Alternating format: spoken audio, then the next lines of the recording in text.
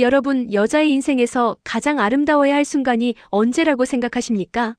많은 분이 새하얀 웨딩드레스를 입고 사랑하는 사람의 손을 잡고 걸어가는 결혼식 당일을 꼽으실 겁니다. 그런데 그 가장 축복받아야 할 날이 평생 잊을 수 없는 끔찍한 악몽으로 변한다면 어떨까요? 그것도 나를 딸처럼 아껴주겠다던 시어머니가 하객들 다 보는 앞에서 일부러 내 드레스를 밟아 넘어뜨리고 조롱 섞인 비웃음을 날렸다면 말입니다. 오늘은 제 결혼식 날 버질로드 위에서 저를 지옥으로 밀어넣으려 했던 악마 같은 시어머니와 그 자리에서 인생 최대의 복수극을 펼치고 당당하게 걸어나온 저의 이야기를 들려드리려 합니다. 안녕하십니까? 저는 지방의 한 교육도시에서 10년차 영어학원 원장으로 일하고 있는 30대 후반의 골드미스. 아니, 돌싱이 될 뻔했다가 화려하게 탈출한 미혼 여성입니다. 지금은 제 능력으로 번 돈으로 부모님 효도도 시켜드리고 사고 싶은 거 다 사며 누구보다 자유롭고 행복하게 살고 있습니다. 하지만 불과 1년 전까지만 해도 저는 자존감이 바닥까지 떨어진 채 예비시댁의 노예나 다름없는 삶을 살고 있었습니다. 제 전남친, 아니 그 폐기물과의 만남은 지인의 소개로 시작되었습니다. 그는 서울 명문대를 졸업하고 대기업에 다니는 겉보기엔 아주 번듯한 엘리트였습니다.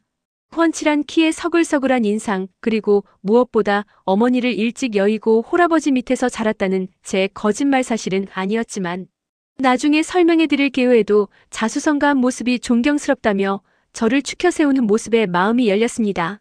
저는 부모님이 계셨지만 집안 형편이 어려워 일찍부터 가장 노릇을 해왔기에 저를 이해해주는 남자가 필요했거든요.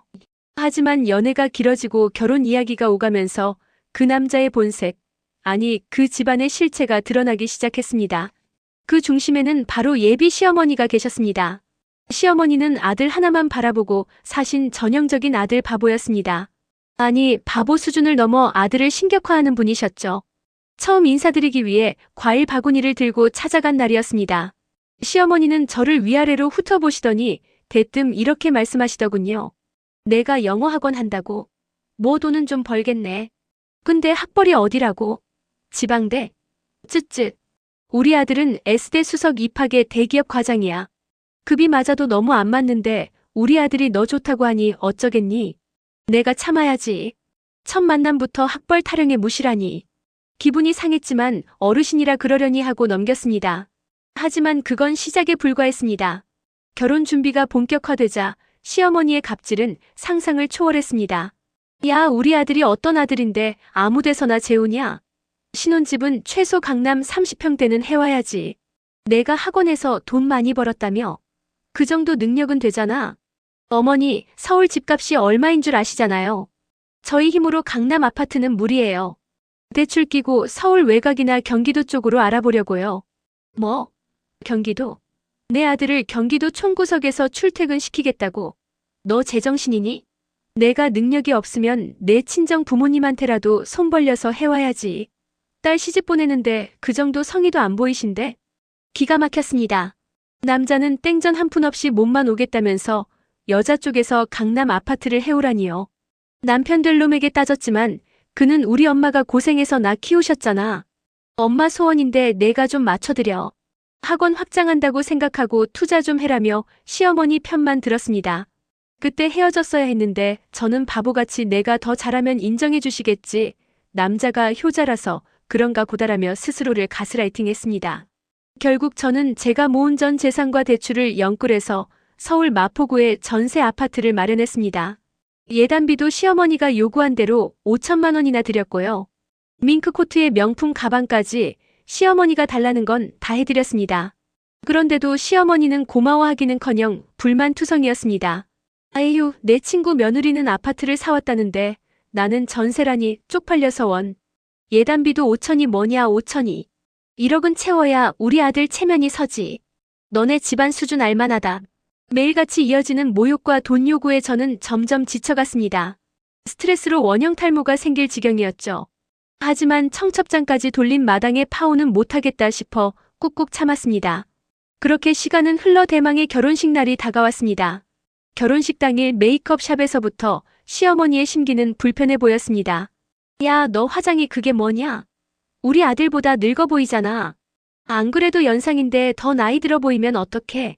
샵 좀 좋은 데로 잡지. 돈 아끼려고 싼 데서 했냐? 제 속을 긁어놓으시더군요. 저는 대꾸도 안 하고 참았습니다. 오늘만 지나면 끝이다.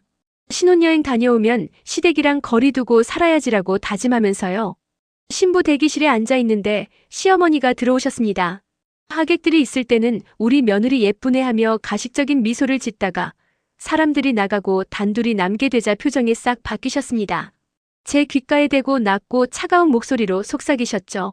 너 오늘 시 끝나고 들어오는 축의금, 친정 쪽 것까지 다 나한테 넘겨라. 내가 우리 아들 고생한 값으로 받아야겠다. 그리고 신혼여행 갔다 와서 내 명의로 된 오피스텔 하나 해준다는 각서 잊지 않았지? 안 해주면 너네 친정 가서 엎어버릴 줄 알아라. 결혼식 당일까지 돈 협박이라니. 저는 너무 기가 막혀서 어머니, 그건 나중에 얘기해요. 지금 식 들어가야 해요라고 말했습니다. 그러자 시어머니는 제 어깨를 세게 쥐며 눈을 부라리셨습니다. 건방지게 어디서 말대꾸야. 내가 감히 내 아들을 차지하고 무사할 줄 알았니? 두고 봐라. 내가 너 어떻게 잡는지. 소름이 끼쳤습니다. 이 결혼 정말 해도 되는 걸까? 도망치고 싶다는 생각이 턱끝까지 차올랐지만 밖에서 기다리는 친정 부모님 얼굴이 떠올라 그럴 수 없었습니다. 드디어 입장이 시작되었습니다. 화려한 조명, 아름다운 꽃장식, 그리고 버질로드 끝에 서 있는 신랑. 겉보기엔 완벽한 결혼식이었습니다. 저는 친정아빠의 손을 잡고 떨리는 마음으로 한 걸음씩 내디뎠습니다. 하객들의 박수 소리가 들려왔고 저는 애써 미소를 지었습니다. 버질로드 중간쯤 왔을 때였습니다.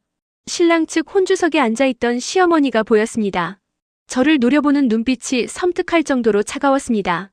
단상에 가까워져 아빠가 저를 신랑에게 인계해주려던 찰나 시어머니가 갑자기 자리에서 벌떡 일어나셨습니다. 옷매무새를 고치는 척하며 슬그머니 버질로드 위로 발을 내미시더군요. 저는 긴장해서 앞만 보고 걷느라 바닥을 제대로 보지 못했습니다. 신랑에게 손을 뻗는 그 순간 찌! 하는 둔탁한 소리와 함께 제 고개가 뒤로 확 젖혀졌습니다. 아! 누군가 뒤에서 머리채를 잡아당긴 것처럼 강력한 힘이 느껴졌습니다. 중심을 잃은 저는 그대로 뒤로 꽈당하고 넘어졌습니다. 엉덩방아를 찢는 충격보다 더 끔찍한 건 머리에 쓰고 있던 무거운 티아라가 벗겨져 바닥에 굴러떨어지고 정성껏 올린 머리가 산발이 되었다는 것입니다. 어머! 신부 넘어졌어. 세상에 괜찮나? 피나는 거 아니야? 식장은 순식간에 아수라장이 되었습니다. 저는 너무 놀랍고 창피해서 정신을 차릴 수가 없었습니다. 아픈 것보다 쪽팔림이 더 컸죠.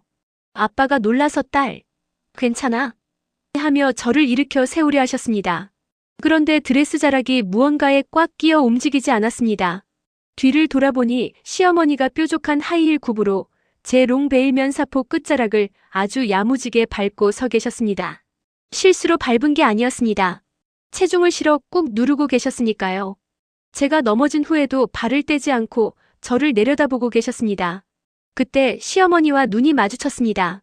시어머니는 당황한 기색은커녕 입꼬리를 한쪽만 살짝 올리며 비릿한 미소를 짓고 계셨습니다. 그리고 입모양으로 분명히 이렇게 말씀하셨습니다. 꼴 좋다. 제 머릿속에서 무언가가 툭 하고 끊어지는 소리가 들렸습니다. 실수가 아니다. 이건 고의다. 나를 망신 주기 위해 하객들 앞에서 칠칠 맞은 며느리로 낙인 찍기 위해 그리고 본인의 위세를 과시하기 위해 벌인 짓이다. 신랑놈은 멍청하게 서서 엄마 괜찮아? 왜 거기 나와 있어? 라며 제 걱정보다는 엄마 걱정을 먼저 하고 있더군요. 찢어진 드레스, 헝클어진 머리, 바닥에 굴러다니는 티아라. 그리고 저를 비웃는 시어머니와 무능한 남편. 그 짧은 순간 제 머릿속에 지난 1년간의 서름이 파노라마처럼 스쳐 지나갔습니다. 돈 요구, 무시, 학벌 차별, 부모님 모욕. 그리고 어젯밤 우연히 보게 된 남편의 태블릿 PC 속 내용까지. 아, 신이 나를 도우시는구나. 이 결혼하지 말라고, 지금이라도 도망치라고 이렇게 넘어뜨리신 거구나. 저는 아픈 다리를 이끌고 벌떡 일어났습니다. 친정아빠가 걱정스런 눈빛으로 저를 잡았지만 저는 아빠의 손을 부드럽게 놓고 바닥에 떨어진 마이크를 집어들었습니다. 사회자가 당황해서 아, 신부님께서 많이 놀라신 것 같습니다. 잠시 정돈하고 라고 멘트를 하려 했지만 저는 손을 들어 제지했습니다. 식장 안은 쥐 죽은 듯 조용해졌습니다. 다들 제가 울면서 식장을 뛰쳐나가거나 다시 매무새를 고치고 식을 진행할 거라고 생각했겠죠.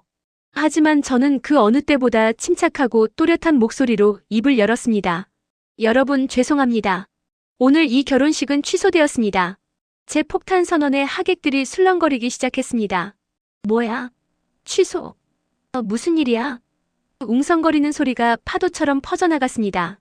시어머니는 당황한 표정으로 소리쳤습니다. 아, 너 지금 뭐 하는 짓이야? 미쳤어? 넘어져서 머리가 어떻게 된 거 아니야?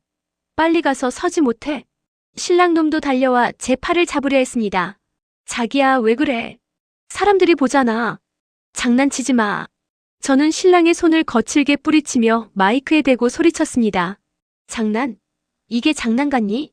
그리고 저기 계신 시어머니, 아니 아줌마. 방금 일부러 제 면사포 밟으셨죠? 그러면서 저한테 꼴 좋다고 비웃으셨잖아요. 제가 못 봤을 줄 아세요? 이게 어디서 어른한테 누명을 씌워. 내가 실수로 밟은 거지 일부러 그랬겠냐? 피해망상도 정도껏 해라. 시어머니가 얼굴을 붉히며 발뺌했습니다. 실수요? 하이힐 굽으로 베일을 밟고 비비기까지 하셨는데 그게 실수라고요? 여기 스냅 작가님 계시죠? 방금 그 장면 찍으셨을 텐데 지금 바로 카메라 확인해 볼까요? 비디오 판독해봐요. 제 섯을 퍼런 기세에 시어머니는 멈칫했습니다. 그리고 제가 오늘 이 결혼을 없는 이유는 단지 면사포 때문만이 아닙니다. 여러분, 저 여자가 저한테 입만 열면 내 아들이 아깝다, S대 나온 대기업 과장이다 하면서 며느리 쥐 잡듯이 잡은 거 아시죠? 예단비로 5천만 원 뜯어가고 강남 아파트 안 해왔다고 구박한 것도요. 하객석에서 수군거림이 커졌습니다. 시댁 쪽 하객들도 웅성거리기 시작했습니다. 아, 닥쳐. 어디서 집안일을 떠벌려.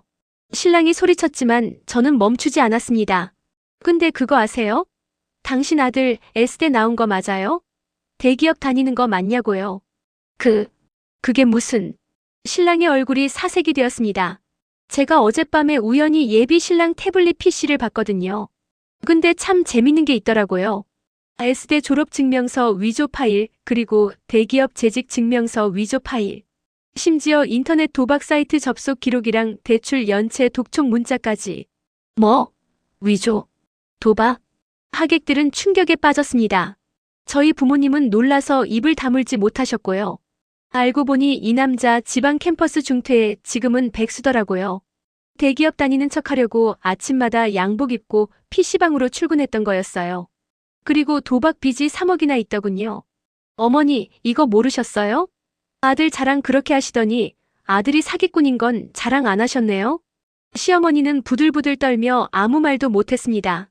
사실 시어머니도 알고 있었을 겁니다. 아들의 빚을 갚기 위해 저라는 물줄을 물어온 거니까요. 아니야. 오해야. 자기야, 내 말 좀 들어봐. 신랑놈이 비굴하게 매달렸습니다. 저는 가방에서 핸드폰을 꺼내 마이크에 댔습니다. 오해요? 그럼 이 녹음 파일은 뭔데요? 식장의 지지직거리는 소리와 함께 며칠 전 시어머니와 신랑이 통화한 내용이 울려 퍼졌습니다. 제가 신랑 핸드폰에 몰래 깔아둔 녹음 어플에 잡힌 결정적인 증거였죠. 엄마, 걔가 예단비 5천 보낸 거 일단 내 빚 이자 막는 데 썼어. 결혼식 끝나면 축의금 들어오는 거랑 걔 명의로 대출받아서 원금 갚아야지. 걔네 집구석 보니까 멍청해서 시키는 대로 다 하겠더라. 일단 식만 올리면 꼼짝 못하지 뭐. 애라도 생기면 도망도 못 가고. 너는 입단속 잘하고 식장에서는 기죽여야 하니까 내가 알아서 밟아줄게. 녹음 파일이 재생되자 시어머니는 얼굴이 하얗게 질려 주저앉았습니다. 어머, 저거 미친 거 아니야? 완전 사기 결혼이었네. 신부가 불쌍하다. 하객석에서는 야유와 비난이 쏟아졌습니다.